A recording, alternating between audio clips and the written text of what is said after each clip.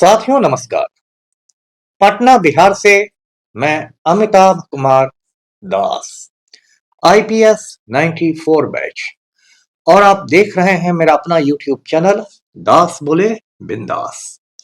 क्योंकि जब बुजदिलों ने मुंह में दही जमा लिया हो तो दास का बिंदास बोलना जरूरी हो जाता है। साथियों, कानपुर में एक नाबालिग लड़की के साथ रेप हो गया है और यूपी का नालायक मुख्यमंत्री ढोंगी आदित्यनाथ लखनऊ में लुंगी डांस कर रहा है। ये बहुत ज्ञानवर्धक वीडियो है, इसे आखिर तक दिल थाम कर देखिए। साथियों, कानपुर से खबर आ रही है, इसी साल इसी महीने की खबर है। एक 14 साल की नाबालिग लड़की थी, उसे दो लोगों ने अगवा कर लिया, किडनैप कर लिया। और दो लोग कौन हैं? तो एक पुलिस अधिकारी और दूसरा पत्रकार। क्या जोड़ी है! जो पुलिस अधिकारी है वो एक दरोगा जी है, उसका नाम है अमित कुमार मौर्य। और जो पत्रकार है वो एक यूट्यूबर है और उसका नाम है शिवबरण यादव। अब इन दोनों ने क्या किया कि उस लड़की को अगवा किया और अमित मौर्य की स्कॉर्पियो गाड़ी में उस लड़की को ले गए। उस लड़की के साथ इन लोगों ने रेप किया और उसको बेहोशी की हालत में फेंक कर चले आए। ये कानपुर के सचंदी इलाके की घटना है। अब ये जो लड़की थी, ये जब थाना में गई और इसने दरोगा जी का नाम लिया तो थाना वाले ने उसको, लड़की को डांट फटकार के भगा दिया जैसा होना था। चोर चोर मौसेरे भाई वाली हालत थी। एक पुलिस वाला रेप कर रहा है, बाकी लोग उसका मामला दबा रहे हैं। तो खैर किसी तरह से ये बात मीडिया में आई, हल्ला हुआ, तो फिर एफआईआर हुआ। एफआईआर के बाद पुलिस हरकत में आ गई। तो पता चला कि ये जो दरोगा था अमित कुमार मौर्य, ये कानपुर के बिठूर पुलिस स्टेशन में तैनात है, लेकिन उस समय यानी घटना के समय ये सचंदी में था। और उसके बाद जब एफआईआर हुआ तो अमित कुमार मौर्य जो दरोगा था वो फरार हो गया। दूसरा जो रेपिस्ट था शिवबरण यादव यूट्यूबर, उसे पुलिस ने पकड़ लिया। अब नाबालिग लड़की है तो इस केस में पोक्सो का लगना ही लगना है। मैं आपको पहले भी पोक्सो कानून के बारे में बता चुका हूं। पोक्सो एक सख्त कानून है, उसका मतलब होता है protection of children from sexual offences, यानी कि यौन अपराधों से बच्चों की सुरक्षा। ये नाबालिग बच्चों के साथ होने वाले यौन अपराधों के लिए ये कानून बनाया गया है पोक्सो, और इसमें उम्र कैद तक हो सकता है। ये जो आसाराम बापू है, नालायक नरेंद्र मोदी का गुरु, ये आसाराम बापू पर भी पोक्सो लगा हुआ है। तो ये कानपुर के गैंगरेप की खबर है। अब ये कानपुर वाला मामला चल ही रहा था, आज मैं ये वीडियो बनाने ही वाला था कि उधर से एक खबर आ गई मेरठ से। मेरठ भी यूपी में ही है, दिल्ली से ज्यादा दूर नहीं है। और मेरठ से खबर आ रही है कि वहां एक दलित लड़की के साथ ठाकुर लड़के ने, यानी कि राजपूत लड़के ने रेप किया और उसके बाद उस लड़की की मां को मौत के घाट उतार दिया गया, गणासा से मार के उतार दिया गया। ये मेरठ का मामला है। अब ये उत्तर प्रदेश में हो क्या रहा है? उत्तर प्रदेश में आप जानते हैं ढोंगी आदित्यनाथ वहां का नालायक मुख्यमंत्री है, नालायक वजीर आला है। इसे गोदी मीडिया ने बिल्कुल हीरो बना दिया है, बुलडोजर बाबा, बुलडोजर बाबा। और गोदी मीडिया में इसके जो दलाल बैठे हुए हैं, बीजेपी के दलाल, उनका कहना है कि तो बुलडोजर बाबा है, इनको तो क्राइम बर्दाश्त नहीं होता है, ये तो 1 मिनट में बुलडोजर चला देते हैं अपराधियों के घर। ये वो पूरा मतलब एक भौकाल टाइट कर दिया गया है ढोंगी आदित्यनाथ का। तो मैंने इसके बारे में आपको पहले भी बताया है आदित्यनाथ के बारे में, कि जो आदित्यनाथ है इसका असली नाम है अजय सिंह बिष्ट। और अजय सिंह बिष्ट का लंबा चौड़ा आपराधिक इतिहास रहा है। ये खुद एक बड़ा गुंडा मवाली रहा है और इसका एक गैंग चलता है, गिरोह चलता है, जिसका नाम है हिंदू युवा वाहिनी। नाम है हिंदू युवा वाहिनी, लेकिन बुनियादी तौर पर ये राजपूत गुंडों का गैंग है, जिसका काम दलित लड़कियों के साथ रेप करना और गुंडागर्दी करना है। जब से ये आदित्यनाथ यूपी का सीएम बना है, तो 7-8 साल हो गए, तब से यूपी में मतलब बलात्कार की घटनाएं बिल्कुल आसमान छू रही है।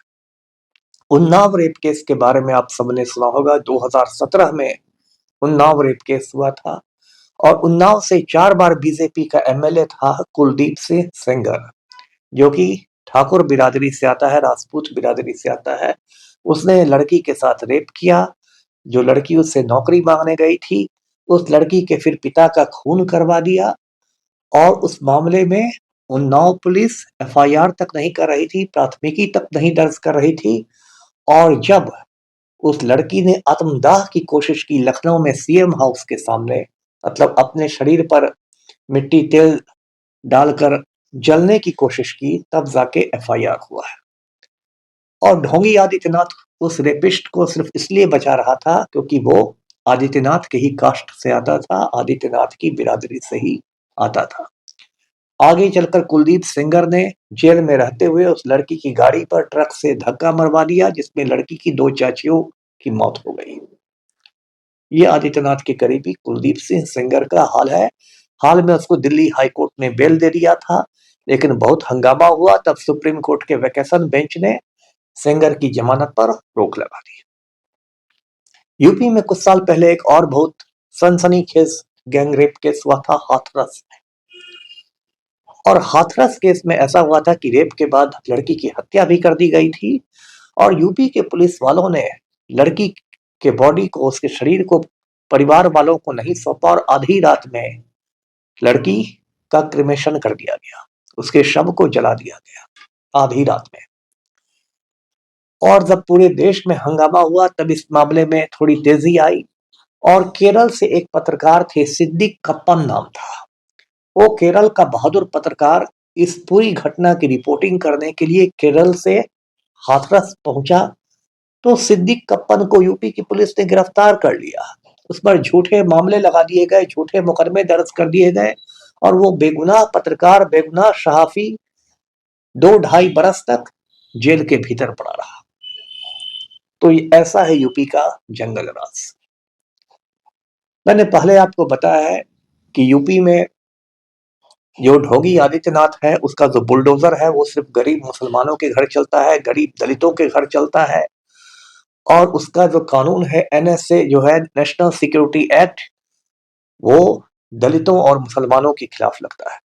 जो यूपी के बड़े दलित नेता है चंद्रशेखर आजाद, आजकल तो लोकसभा एमपी हो गए हैं, उनको 10 महीने तक एनएसए के तहत अंदर रखा गया था कि ये राष्ट्रीय सुरक्षा के लिए खतरा है, कौमी हिफाजत के लिए खतरा है। इसी तरह गोरखपुर के एक बेगुनाह डॉक्टर कफील अहमद को काफी समय तक एनएसए के तहत जेल में बंद रखा गया कि ये नेशनल सिक्योरिटी के लिए खतरा है। ये हो रहा है यूपी में। और दूसरी तरफ यूपी में सारे राजपूत माफिया को, ठाकुर माफिया को ढोंगी आदित्यनाथ की सरपरस्ती हासिल है, संरक्षण प्राप्त है। यूपी में एक बहुत बड़ा कॉफ सिरप घोटाला हुआ है, सैकड़ों करोड़ का। जिस घोटाले का सूत्रधार यानी किंग पिन है धनंजय सिंह, जो पूर्वांचल का यानी ईस्टर्न यूपी का माफिया डॉन रहा है। धनंजय सिंह जौनपुर का एमपी भी रह चुका है, और ढोंगी आदित्यनाथ का बहुत करीबी है। इसलिए यूपी की पुलिस धनंजय सिंह से ना तो पूछताछ कर रही है, ना उसकी गिरफ्तारी कर रही है। यूपी का एक और बहुत बड़ा राजपूत माफिया है, ठाकुर माफिया है, रघुराज प्रताप सिंह उर्फ राजा भैया, जिसे कुंडा का गुंडा भी कहते हैं, क्योंकि वो कुंडा का विधायक है, कुंडा का एमएलए है। मायावती जब यूपी की सीएम थी, तो उसने कुंडा के गुंडा को कोटा के तहत रगड़ दिया था। लेकिन आजकल कुंडा का गुंडा मूंछ पर ताव देके घूमता है। उसकी पत्नी भानवी सिंह ने तस्वीरें जारी की कि कुंडा के गुंडा के पास कितने अवैध हथियार हैं, अवैध हथियारों का जखीरा है, लेकिन कुंडा के गुंडा को यूपी पुलिस ने टच तक नहीं किया। यूपी का एक और राजपूत माफिया है और एक ठाकुर माफिया है, ब्रजभूषण शरण सिंह। ये केसरगंज से बीजेपी का एमपी हुआ करता था, भारतीय कुश्ती महासंघ का अध्यक्ष हुआ करता था, महिला पहलवानों की छाती दबाता था और छाती दबाकर बोलता था जय श्री राम। ये जो ब्रजभूषण शरण सिंह है, ये भी ठाकुर है, राजपूत है, इसलिए इसकी गुंडाई पर भी यूपी पुलिस कोई अंकुश नहीं लगाती है, कुछ कंट्रोल नहीं करती है। तो इस तरह यूपी जो है, पूरा उत्तर प्रदेश आज की तारीख में ठाकुर माफिया के, राजपूत माफिया के गिरोह में है। और यूपी पुलिस टारगेट किसको कर रही है? तो अमिताभ ठाकुर को, नेहा सिंह राठौड़ को। अमिताभ ठाकुर 92 बैच के आईपीएस थे, बहुत ईमानदार आईपीएस थे, बिहार के ही रहने वाले हैं, सीतामढ़ी के, मुझे अपना छोटा भाई मानते हैं। अमिताभ ठाकुर सर को कुछ साल पहले, समय के पहले रिटायर करा दिया गया, जैसा मेरे साथ किया गया। और जब उन्होंने कफ सिरप घोटाले में आवाज उठाई तो एक 25 साल पुराने मामले में उनको देवरिया जेल में बंद कर दिया गया। जेल में उनकी हालत बिगड़ गई, अभी उनको लखनऊ के अस्पताल में भर्ती कर दिया गया है। योगी आदित्यनाथ यानी ढोंगी आदित्यनाथ उनकी हत्या की साजिश कर रहा है। दूसरा नाम है हिंदुस्तान की बहादुर बेटी का, नेहा सिंह राठौड़ का, जो भोजपुरी की लोक गायिका है, गीत लिखती है, गीत गाती है, हुकूमत से सवाल करती है, सत्ता से सवाल करती है। उस पर हजरतगंज थाने में, लखनऊ में एफआईआर कर दिया गया है। उस पर गिरफ्तारी की तलवार लटक रही थी, लेकिन सुप्रीम कोर्ट ने गिरफ्तारी पर रोक लगा के उसको फौरी राहत दे दी है। लेकिन ढोंगी आदित्यनाथ की पुलिस उसके घर नोटिस भी चिपकाने जाती है तो कई गाड़ियों में भरकर सिपाही जी जाते हैं, लगता है कि ओसामा बिन लादेन की घेराबंदी हो रही है। तो ये हालत यूपी पुलिस की हो गई है। एक और मैं आपको दिलचस्प बात बताऊं कि मेरा एक बैचमेट है आईपीएस में, असीम अरुण नाम है, 94 बैच का आईपीएस है, वो दलित समुदाय से आता है और पिछले दिनों उसने नौकरी से इस्तीफा दे दिया, कन्नौज से चुनाव लड़ा, माननीय विधायक बन गया, एमएलए बन गया और आजकल ढोंगी आदित्यनाथ की सरकार में माननीय मंत्री बन के बैठा हुआ है, ऑनरेबल मिनिस्टर बन के बैठा हुआ है। तो असीम अरुण, मैं आप पर भी लानत मलामत भेजता हूं। आपने एक आईपीएस होकर ढोंगी आदित्यनाथ की सरकार में शामिल होने का फैसला किया, ये हम सभी लोगों के लिए बड़े शर्म की बात है। तो साथियों, हम उम्मीद करते हैं कि कानपुर रेप केस में पीड़िता को न्याय मिलेगा, मेरठ रेप केस में पीड़िता को न्याय मिलेगा और अगले साल यूपी में तो चुनाव होंगे, उसमें ढोंगी आदित्यनाथ को उखाड़ फेंका जाएगा। वीडियो को लाइक कीजिए, शेयर कीजिए, चैनल को सब्सक्राइब कीजिए। धन्यवाद। जय हिंद।